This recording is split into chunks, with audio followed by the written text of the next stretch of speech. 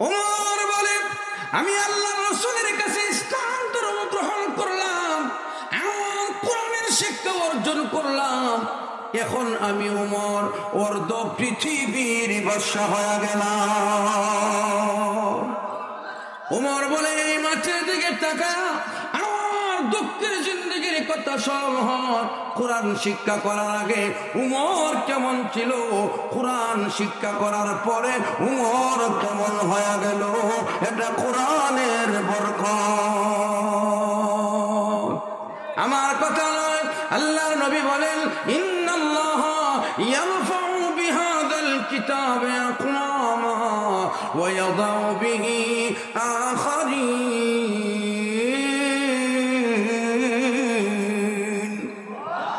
আল্লাহর রাসূল বলে, এই কোরআন এমন একটা কিতাব, আল্লাহর কালামকে যারা ধরে আল্লাহ রাব্বুল আলামিন তার মর্যাদা, তার মান আর তার সম্মান বাড়ায়া দেয়, আর কোরআন যারা ছেড়ে দেয় তাদের মর্যাদা আমার আল্লাহ কমায়া দেয়। কোরআনের শিক্ষার দ্বারা দুর্নীতি বন্ধ হয়, এর প্রমাণ দেখেন। উমর রাদিয়াল্লাহু তাআলা আনহু যখন অর্ধ পৃথিবীর খলিফা, মসজিদে নববীতে খুতবা দিবেন, কি দিবেন? খুতবা দিবেন, নামাজ পড়াবেন। খুতবা চলার সময় এক লোক দাঁড়ায়, ওমর প্রশ্ন করব, প্রশ্নের উত্তর দিবেন, তারপরে আপনার পিছনে নামাজ পড়ব। বলল তাই, বলল ইমাম দিয়া নামাজ শুরু করে দেব। সুবহানাল্লাহ কইতেন না? কারে কোন? অর্ধ পৃথিবীর বাদশা উমর। এই উমরকে বলে আপনি প্রশ্নের উত্তর দিতে হবে, অন্যথায় আপনার পিছে আর নামাজ হবে না। আমরা যদি প্রধানমন্ত্রীর বিরুদ্ধে হইতাম, তাইলে আমরা সাথে সাথে গ্রেফতার করে নিত, আর কইতো আইনার ঘরে সারা আর জায়গা হইত না। আরো জোরে কম। ও ভাই, হযরত উমর নবীজির ছাত্র, আল্লাহর কালাম শিক্ষা করেছেন, এই জন্য ওমর বলে, কি প্রশ্ন বলো? লোকটা দাঁড়ায় কয়, প্রশ্ন হইল, আপনি আমাদেরকে রাজত্বের টাকা পয়সা থেকে, সরকারি ব্যালেন্স থেকে দেশের প্রত্যেকটা মানুষকে একটা করে চাদর দিছেন। কয়টা করে চাদর? একটা করে চাদর দিয়েছেন, আর আপনার শরীরে দুইটা চাদর দেখা যায়।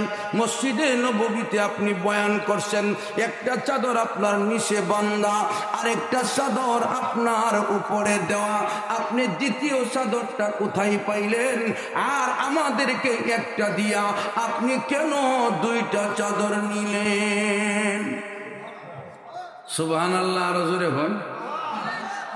প্রশ্নটা কেমন দেখছেন? হ্যাঁ, আর আমি এইভাবে চলি দীক্ষা, আমারে ওই বেটা আছে, আরো লোক আছে, ও তো সাদা সিধা কিতা। আচ্ছা কোন তো, ও তো দামি খাবার হইরাও বলে, আরো বলে সাদা সিধা। কথা বলছেন আপনারা? আমরা যেমন মনে হল কিচ্ছু নাই, আপনারা সুদৃষ্টি আল্লাহ কবুল করো, জোরে কোন আমি। ও ভাই, হযরত ওমর বলে, নামাজ পড়ে হবে। তুমি যে প্রশ্নটা আমাকে করেছো, এই প্রশ্নের উত্তর আমি না, আমার ছেলে আব্দুল্লাহ দিবে। সুবহানাল্লাহ। যখন আব্দুল্লাহ দিবে, বলে ঠিক আছে, আব্দুল্লাহ উত্তর দেব। এখন ওমরের ছেলে দাঁড়ায় কয়, ও প্রশ্নকারী, আপনি শুনে রাখুন, আমার আব্বা একটা চাদর সরকারি মহল থেকে পেয়েছে, রিলিফের চাদর। সারা দেশে প্রত্যেকটা মানুষকে একটা করে চাদর আমরা দিয়েছি। আমি আব্দুল্লাহরও একটা চাদর আছে। আমার আব্বার একটা মাত্র চাদর, এই চাদর দিয়া যদি নিচের অংশটা ডেকে নেই, শরীরের উপরের অংশটা খোলা থাকবে।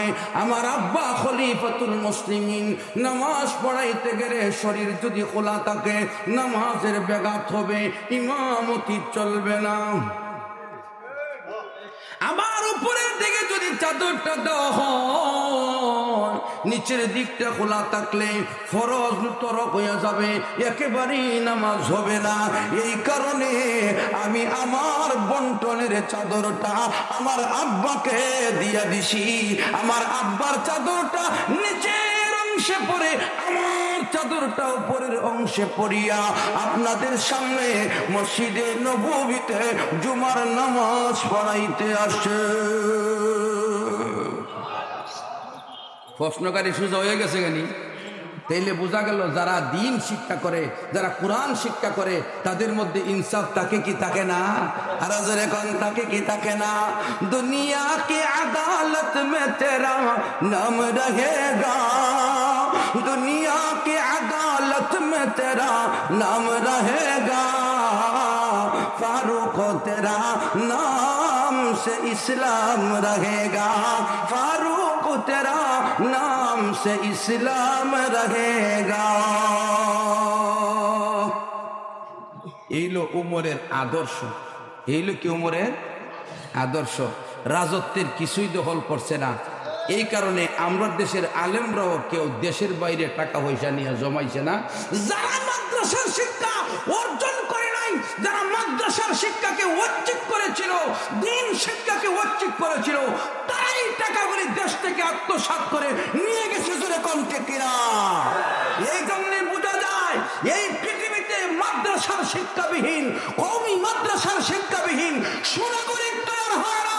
দিনই শিক্ষা দ্বারা ধর্ম এবং দেশের যে খেদমত হয়, অন্য কোন শিক্ষার দ্বারা এইরকম সুলেখ খেদমত আর হতে পারে না। এই জন্য মাদ্রাসা শিক্ষার দরকার আছে না নাই? আর হুজুর এখন আছে? এবার আসেন, হুজুর বুঝছি দুনিয়াতে ইনসাফগার আদালত ওয়ালা আলেম তৈরি হইলে এমন উপকার হইব, হতে হইলে আরেকটা কি লাভ আছে? ও আলেম যদি তৈয়ার হয়, ওই আলেম এর এলেমের দ্বারা কি হয়? মরণকালে কলিমা নসিব হয়। যখন কি নসিব? কালিমা নসিব হওয়ার অর্থ ইমান নিয়ে যাইতে পারে। কি নিয়ে যাইতে পারে? ইমান নিয়ে যাইতে পারে। হযরত মূসা আলাইহিস সালাতু ওয়াস সালাম তক্ত দিয়া বাইশা আইছে সিন্ধুকের ভিতরে, তালা খুললা বাইর কইরা বাচ্চা দেখা বিবি আসিয়া বলছে, আমার এই বাচ্চাটার চেহারার দিকে তাকায় মহব্বত লাগে গেছে, আমি তাকে ভালোবাসি। যেরকম সুবহানাল্লাহ। আসিয়া কি বলছে? আমি বলেন বলেন আমি ভালোবাসি। আল্লাহ রাব্বুল আলামিন বলে, ওয়া আলকাইতু আলাইকা মাহাব্বাতাম মিন্নি, আমি আল্লাহর পক্ষ থেকে আপনার চেহারার মধ্যে মহব্বতের চাপ দিয়ে দিছি। শত্রু যদি দেখে আপনাকে মহব্বত করবে, মায়া করবে, ভালোবাসবে। জোরে কোন সুবহানাল্লাহ। আল্লাহ প্রদত্ত ভালোবাসা। আসিয়া কো আমি ভালোবাসছি। ফেরাউন কয়, তুমি যদি ভালোবাসো বাসোগা, আমার ভালোবাসাও নাই, তার দরকারও। এই জন্য কিতাবে লেখে মৃত্যুর সময় আসিয়া আল্লাহ পাকের বেহেশত দেখতে দেখতে দুনিয়া থেকে বিদায় হয়েছে। আসিয়া যখন শহীদ হয়ে যায়, আল্লাহ রাব্বুল আলামিনকে ডাকে আর বলে, রাব্বি বিলি দাকা বাইতাও ফিল জান্নাহ। ওগো আল্লাহ, ফেরাউনের হাত থেকে, ফেরাউনের জুলুম থেকে আমাকে তুমি হেফাজত করো, আর জান্নাতের ভিতরে তোমার কাছে আমার জন্য একটা বাড়ি নির্মাণ করে দাও। আসিয়ার ইন্তেকালের সময় আল্লাহ রাব্বুল আলামিন জান্নাতের ভিতরে আসিয়ার জন্য যে বাড়িটা নির্মাণ করেছিলেন, ওই বাড়িটা আসিয়াকে দেখায়া দেওয়া হলো। আর আসিয়া জান্নাতের বাড়ি দেখতে দেখতে দুনিয়া থেকে শাহাদাতের পেয়ালা পান করেছে। মুসা নবীরে ভালোবাসার কারণে, কথা কোন কার ভালোবাসার কারণে? আর ফেরাউন মরার সময় রোহিত সাগরের তল দেশের কাদা মুখের মধ্যে জিব্রাইল ঢুকায়া দেয়। ফেরাউন যখন দেখে আর বাঁচার কোনো উপায় নাই, চতুর্দিক থেকে শুধু চাপ দিতেছে পানি, আর কাদাগুলো তার চোখের সামনে ভাসতেছে। সে বলে, আমানতু বি রাব্বি মূসা ওয়া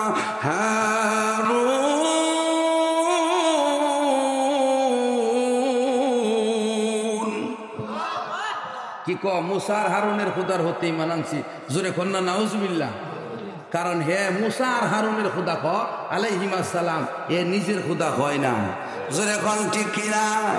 আল্লাহ রাব্বুল আলামিন বলেন, রে ফেরাউন সন্ত্রাস, এখন মুসা আলাইহিস সালাম আর হযরতে হারুন আলাইহিস সালামের খোদার প্রতি ঈমান আনো। তুমি এতদিন সন্ত্রাসী করেছো,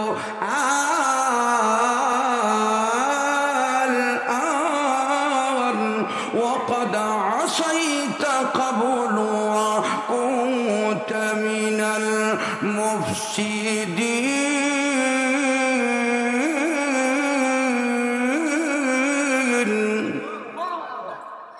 এখন ঈমান আনো, এতদিন তুমি সন্ত্রাসী করছো। বোঝা গেল ফেরাউন ইন্তেকালের সময় হযরতে জিবরাইল আলাইহিস সালাম রোহিত সাগরের তলদেশ থেকে কাদা উঠায়া, কাদা কইনা ফেক উঠাইয়া মুখের ভিতরে ঢুকায় আল আন, এখন ঈমান আনো। কিতাবে লেখে ফেরাউন যখন মরে যায় তার মুখের ভিতরে কাদা কেন জিবরাইল ঢুকাইলো? কারণ হইল হযরতে জিবরাইল আলাইহিস সালাম আশঙ্কা করতেছিলেন যে এই ফেরাউন যে সন্ত্রাসী করছে, যদি সে আল্লাহ পাকের দরবারে যেভাবে কাঁদতেছে, যদি আল্লাহর রহমতের সাগরের ঢেউ উঠে যায় আর এই ফেরাউনকেও আল্লাহ ক্ষমা করে দেয়, এই জন্য তার মুখের ভিতরে কাদা ঢুকাইয়া দিছে। জোরে কন্যা সুবহানাল্লাহ। আমার বোঝানোর উদ্দেশ্য হইল নবী আলাইহিস সালাম মুসা আলাইহিস সালামকে মহব্বত করার কারণে হযরতে আসিয়া শহীদ হইয়া জান্নাতের বাড়ি দেখতে দেখতে বিদায় হইছে, আর ফেরাউন রোহিত সাগরের তলদেশের ফেক খাইতে খাইতে, কাদা খাইতে খাইতে মরছে। এর লাশ এখনো পচে না, জোরে কোন ঠিক কিনা? আর